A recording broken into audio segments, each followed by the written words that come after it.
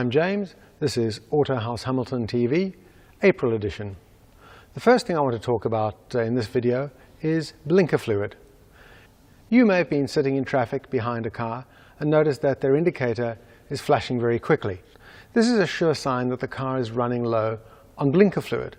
What happens is that as the blinker fluid level runs low, the flash rate increases until the point where the blinker lights are staying on all the time. It's difficult to explain without getting too technical, but it's a little bit like what happens when a carburetor float bowl gets emptied. As the float bowl empties, the mixture leans out and the revs rise until they reach a scream. The only way to fix the problem is to refill the blinker fluid, this stuff here. In extreme cases, the flux capacitor may also need some adjustment.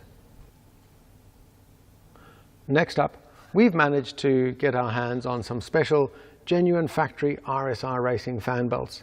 These were first developed as part of the 917 development program, and they're a little bit different from the regular drive belts.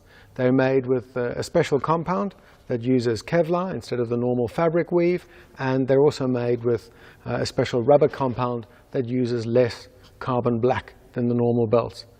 The big advantage to this is that it makes the rubber much more flexible, and as a result reduces parasitic losses in the cooling and charging systems. Now, is it going to make your car go faster if that's the only thing you do? No, absolutely not. But when you're chasing that last 15th of a second on your lap time, every little bit matters, and in that case, they're probably worth thinking about. And finally, onto Porsche racing coolant. Like a lot of things that we still use today, this has its origins in the Second World War. Towards the end of the Second World War, the German nuclear program revolved around the use of heavy water. Heavy water is water that has a preponderance of deuterium. So now I need to explain what deuterium is. Deuterium is an isotope of hydrogen that has a neutron in its nucleus. This makes it a bit heavier than regular hydrogen. And water that has an abundance of this isotope of hydrogen in its makeup is known as heavy water. Now, the way you get heavy water is by extracting water molecules that have this isotope of hydrogen from regular water. So that gives you heavy water, and what's left is light water. Now, you may be trying to get a step ahead of me and thinking that what makes it great racing coolant is that it's lighter. Well, yes and no. It's not so much the lightness of light water that makes the difference, but because of its slightly different chemical structure, it's less prone to cavitation.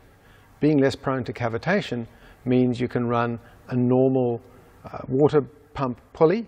You don't have to use an under-driven pulley, which means you can send the water moving through the coolant system faster, which is more efficient, and as a result, you can run a coolant system with less water that still does the same heat extraction tasks that more regular water would achieve.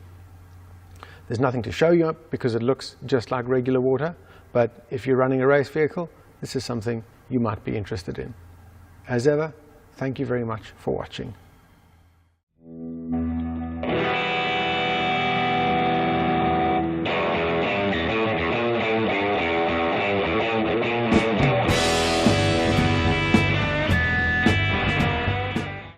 Deuterium